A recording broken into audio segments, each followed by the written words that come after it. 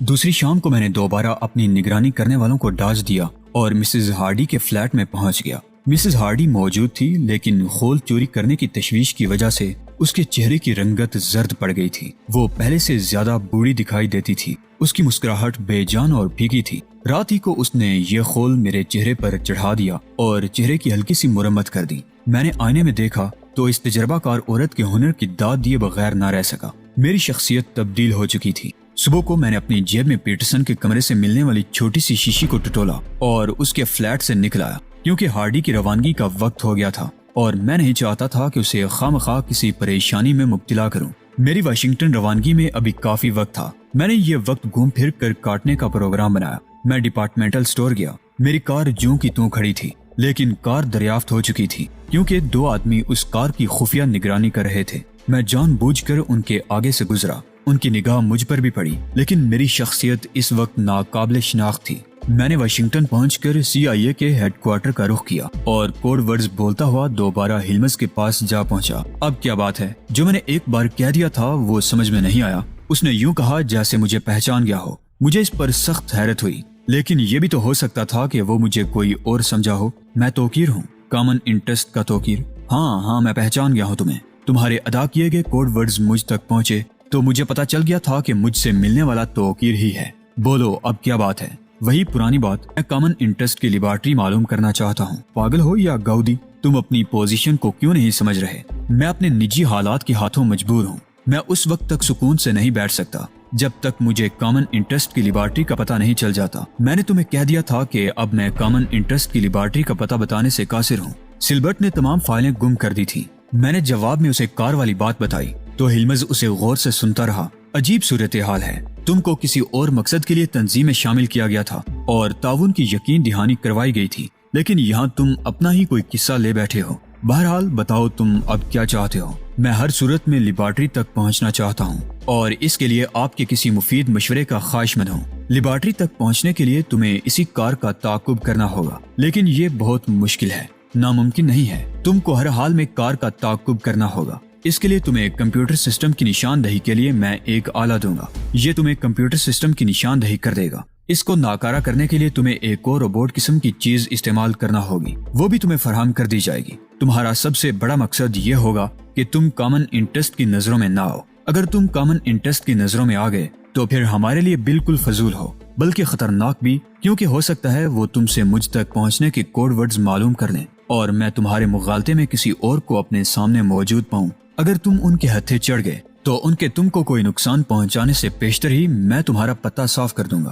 میں کوشش کروں گا کہ خود کو ان کی نظروں سے پوشیدہ رکھوں۔ کیا آپ وہ آلات مجھے فراہم کر دیں گے؟ دونوں چیزیں تم تک پہنچ جائیں گی۔ ابھی بہت دن پڑے ہیں، یوں بھی تمہارا یہ چیزیں سرے عام لے جانا ٹھیک نہیں ہے۔ میں نے شیشی ہلمز کی طرف بڑھائی تو اس نے گور کر مجھے دیکھا اور شیشی کو کوڑے میں ڈال دیا۔ اس کے مطابق کامن انٹرسٹ کی یہ شیشیاں اس کی دیکھی بالی تھی۔ اس نے مجھے یہ نہ بتایا کہ اس شیشی میں دراصل کیا ہے۔ ہلمز سے واپسی پر میں نے خول ہارڈی کے حوالے کیا اور خود دوبارہ ڈپارٹمنٹل سٹور پہنچ گیا۔ ڈپارٹمنٹل سٹور تک پہنچنے کے لیے میں پہلی ٹیکسی ہارڈی کے فلیٹ سے لے کر سپورٹس انٹرنیشنل کلب تک لی اور دوسری ٹیکسی وہاں سے پکڑ کر ڈپارٹمنٹل سٹور تک آیا تھا۔ میں جب آپ کی طرف بڑھ رہا تھا تو کامن انٹرسٹ کے گرگے ٹیکسی ڈرائیور کو گھیرے ہوئے تھے۔ غالباً اس سے پوچھ رہے تھے کہ وہ مجھے کہاں سے لایا ہے۔ یہ ڈرائیور سپورٹس انٹرنیشنل کلب کے علاوہ اور کیا کہہ سکتا تھا؟ میں گھر پہنچا تو پیٹرسن نے میری رات کی غیر حاضری کے بارے میں استفسار کیا۔ میں نے اسے بتایا کہ ڈپارٹمنٹل سٹور سے میرا ایک دوست مجھے سپورٹس کلب لے گیا تھا۔ وہاں رات کو کافی دیر تک کھیل ہوتا رہا، جس کے باعث رات وہیں بسر کرنا پڑی۔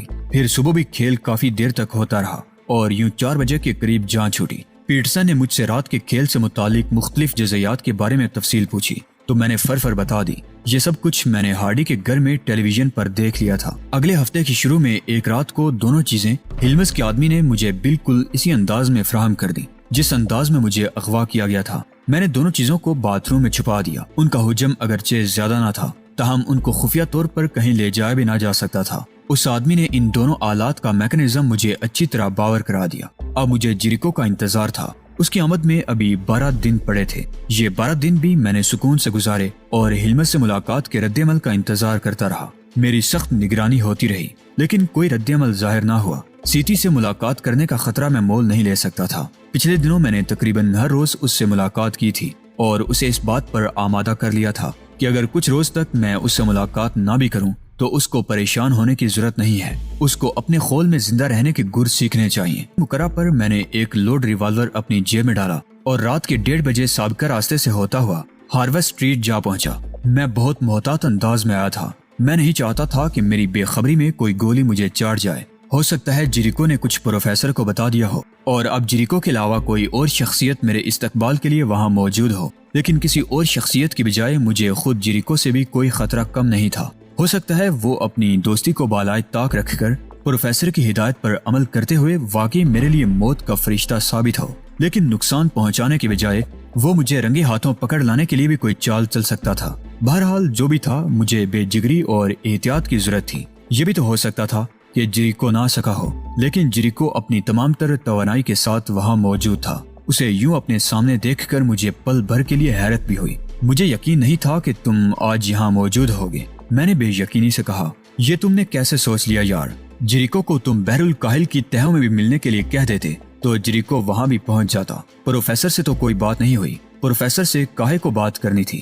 میں جانتا ہوں کہ پروفیسر تمہیں زندہ نہیں دیکھنا چاہتا. تمہیں یہاں آتے ہوئے کسی نے دیکھا تو نہیں؟ کیا تم آج ہی لندن سے آئے ہو؟ تم مجھے اتنا بھی بدو نہ سمجھو. پرسوں کا امریکہ میں موجود ہوں اور ایک ہوٹل میں ٹھہرا ہوا ہوں. میں تمہیں ہوٹل میں ضرور لے چلتا، لیکن وہ ہوٹل تمہارے قابل نہیں ہے. وہاں تو پولیس کا بھی کوئی عمل دخل نہیں ہے. لڑائی بڑائی قتل وغیرہ بھی ہو جائے تو پولیس کو اطلاع دینے کی بجائے لاش گم کر کے قاتل کا حساب بے باک کرنے کی کوشش کی جاتی ہے. یہ ماحول تمہیں راس نہیں ہے. اگر تم کو کچھ یقین ہے تو پھر یہی ماحول مجھے چاہیے، کیونکہ مجھے پولیس سے ہمیشہ خوف رہتا ہے. میری بات پر جیریکو نے کہا لگایا، کیوں مذاق کرتے ہو یار؟ تم کو پولیس سے خوف؟ یہ کیا بات کہہ دی تم نے؟ کیوں، اس میں حیرت کی کیا بات ہے؟ میں نے حیرانگی سے کہا، وہ قتل بھی کرتے ہیں تو چرچا نہیں ہوتا. اس نے معنی خیز انداز میں سر ہلاتے ہوئے کہا، اچھا وہ تو بس اتفاقاً ہی سب کچھ ہو گیا. تمہارے اندر تو میرے پروفیسر سے بھی زیادہ پراسراریت اور اندیکھی طاقت ہے. تم سے ان کا خوف زدہ ہونا بلا وجہ نہ تھا. اس نے مجھے سمجھانے والے انداز میں کہا، چھوڑو ان باتوں کو، ہمیں ایسی فضول باتوں میں اپنا وقت ضائع نہیں کرنا چاہیے. ہاں تو پھر اپنے فیصلے پر کوئی نظر ثانی کی؟ کیا وہ آدمی ابھی تک نہیں مل سکا؟ کیا تم نے کبھی ڈاکٹر تنویر کا نام سنا ہے؟ میں نے الٹا اس پر سوال کر دیا. ڈاکٹر تنویر؟ اس نے بویں سکیڑتے ہوئے کہا، ہاں کیوں؟ میں نے اس کے تاثرات کا جائزہ لیتے ہوئے کہا، یہ نام میں نے کہیں سن رکھا ہے. اس نے کچھ یاد کرتے ہوئے کہا، ہاں یاد کرو، کہاں سنا تھا تم نے؟ یہ کافی عرصہ پہلے کی بات ہے، لیکن یہ نام میں نے لندن میں سنا تھا. اس وقت تو میں تمہاری طرح چھوکرا سا تھا، اور یہ نام مجھے ابھی تک اس لیے یاد ہے کہ اس ڈاکٹر کو عبد الجبار نامی کسی آدمی سے بچانے کے لیے بھی پروفیسر نے بڑے وسیع پیمانے پر انتظامات کر رکھے تھے. ہم بمشکل تمام اس کی حفاظت کر پائے تھے. اس کے بعد اس کا کیا بنا مجھے اس بارے میں کچھ علم نہیں ہو سکتا ہے. عبد الجبار نامی وہ آدمی اس کو اڑا لے جانے میں کامیاب ہو گیا ہو. پروفیسر عبد الجبار سے بھی بہت خوف زدہ رہتا تھا. میں نے تنظیم کی لیبارٹری میں اس شخص سے ملنا ہے. فرض کرو اگر ہم اس لیبارٹری میں پہنچ جائیں تو کیا تم ڈاکٹر تنویر کو پہچان لوگے؟ ہم نے اس کو لیبارٹری سے نکالنا ہے. تو کیا تم ڈاکٹر، میرا مطلب ہے تم ڈاکٹر تنویر کو اڑانا چاہتے ہو؟ اس نے آنکھیں پٹ پٹاتے ہوئے کہا. تو کیا ہوا؟ عبد الجبار کے ڈاکٹر تنویر کو اڑانے کی کوشش کے بڑے عرصے بعد کوئی دوسرا شخص ڈاکٹر تنویر کو تنظیم سے لے جانا چاہتا ہے. ڈاکٹر تنویر وہی شخص ہے جس کو بچانے کے لیے تنظیم نے اپنا سب کچھ داؤ پر لگا دیا تھا، اور خود میں نے اپنی جان ہتھیلی پر رکھ دی تھی. وہ بھی کیا دن تھے کہ ہم گولیوں کی باڑ پر ڈاکٹر تنویر کے کمرے کا پہرا دیا کرتے تھے، اور آج وہ دن ہے کہ اسی ڈاکٹر کو بازیاب کرنے کے لیے ہمیں ایک بار پھر اپنی جان پر کھیل جانا ہوگا. مجھے اچھی طرح یاد ہے کہ پروفیسر وغیرہ نے ڈاکٹر تنویر کی کس قدر سخت حفاظت کی تھی. میں نے پروفیسر کا نمک کھایا ہے. میں اچھی طرح جانتا ہوں کہ ڈاکٹر تنویر کو بازیاب کرنے کی حرکت کر کے میری حیثیت پروفیسر کے نزدیک کیا رہے گی. تم نے تو مجھے ایک دو راہے پر لا کھڑا کیا ہے ٹونی. تو کیا یہ سمجھا جائے کہ تم میرے ساتھ تعاون پر آمادہ نہیں ہو؟ میرا دل ہو کے کھاتا ہے. تو پھر واپس چلے جاؤ. کیا ناراض ہو گئے؟ میں اتنی دور سے تمہیں ناراض کرنے تو نہیں آیا. میرے ناراض ہونے سے تمہارا کیا واسطہ ہے؟ تمہارا پروفیسر تم سے خوش رہے، باقی سب خیریت ہے. مجھے اپنے پروفیسر کے درمیان کسی کا انتخاب کرنے کے لیے مت کہو توقیر. میں کب کہتا ہوں کہ تم پروفیسر کو چھوڑ دو؟ میں تو یہ کہتا ہوں کہ تم تنظیم کی لیبارٹری تک پہنچنے میں میری مدد کرو. آگے میں جانوں اور میرا کام، تمہاری چھٹی ہے. میں ڈاکٹر کو خود ہی پہچان کر نکال لوں گا. میں نے انکار کب کیا ہے؟ تم مجھے بتاؤ کیا کرنا ہوگا. کیا کوئی پلاننگ بنائی ہے؟ پلاننگ میں نے بنا لی ہے. تم اچھی طرح غور سے سن لو. پرسوں دن کے ٹھیک 2 بجے ایک کار اس عمارت سے نکلے گی. تم کو اس کار کا تعاقب کرنا ہوگا. کسی بات کا خوف مت کرنا. میں کار کا تعاقب کرنے والے کمپیوٹر سسٹم کو عمارت میں گھس کر ضائع کر دوں گا. تم احتیاط کے ساتھ اس کار کا تعاقب کرو گے اور اس کار کی منزل معلوم کرو گے. اسی دن کو ہم اسی عمارت میں ملیں گے. تم مجھے کار کی منزل بتا دینا. کار کا تعاقب کرنے میں کوئی خطرہ تو نہیں ہے؟ وہ کپ کپاتے ہوئے بولا. میں اپنی جان کو خطرے میں ضرور ڈال سکتا ہوں جیریکو، لیکن تم کو نہیں. مجھے کسی اور کی جان سے کھیلنے کا کوئی حق حاصل نہیں ہے. کار کا تعاقب میں خود کرتا، اس میں مجھے بہت کچھ حاصل ہونا تھا، لیکن کمپیوٹر سسٹم کا پتہ چلانے کے لیے جو تفصیلات میرے پاس ہیں تم ان کو استعمال نہیں کر سکتے. کیا اس کا قوی امکان ہے کہ کار کے تعاقب کو چیک نہیں کیا جا سکے گا؟ بالکل. میں کل رات ہی عمارت میں گھس کر کمپیوٹر سسٹم کا پتہ چلا لوں گا. پرسوں 2 بجے تک اس عمارت میں گھسا رہوں گا. اگر میں نے کل رات ہی وہ سسٹم ضائع کر دیا تو ہو سکتا ہے کار لیبارٹری کی طرف سے روانہ نہ ہو سکے اور ہم اپنے مقصد میں کامیاب نہ ہو سکیں. اس لیے میں اس کمپیوٹر سسٹم کو کار کی عمارت سے نکلنے کے بعد ضائع کروں گا. تم کو اس بارے میں فکر مند ہونے کی ضرورت نہیں ہے. لیکن میں کار کا تعاقب کس طرح کروں گا؟ میں تمہیں ایک کار فراہم کروں گا، لیکن کار ڈرائیو کرنا تو مجھے آتا ہی نہیں. اف، تو کیا سب کچھ بیکار گیا؟ میں نے تعصب سے کہا. میں لندن میں موٹر سائیکل چلایا کرتا ہوں. کیا موٹر سائیکل پر تعاقب نہیں ہو سکتا؟ میرے خیال میں موٹر سائیکل کار سے زیادہ بہتر ثابت ہوگی. اس طرح تم کار والوں کی نگاہ میں بھی جلدی نہیں آ سکو گے. میں نے کچھ سوچتے ہوئے کہا. بس تو پھر تعاقب کی تم فکر نہ کرو. میں کار والوں کی نگاہوں میں نہیں آؤں گا. تم بس اپنے کام کی فکر کرنا. تو پھر بات پکی ہوئی. پرسوں رات اسی جگہ دوبارہ ملیں گے بشرطِ زندگی. جیریکو نے کہکہا لگاتے ہوئے کہا. ہاں وہ تو ہے، لیکن تم عمارت میں کیسے داخل ہوگے؟ آج رات ہم عمارت دیکھ لیں گے. تم مجھے عمارت میں داخل ہونے کا بتا دینا. میں کل رات کو اپنے تمام ساز و سامان سمیت عمارت کے اندر داخل ہو جاؤں گا اور کمپیوٹر سسٹم کا پتہ چلا کر دوپہر کے 2 بجے تک کہیں چھپا رہوں گا. 2 بجے میں سسٹم کو بالکل ناکارہ کر دوں گا. مجھے قوی امید ہے کہ تم ایسا کر سکو گے.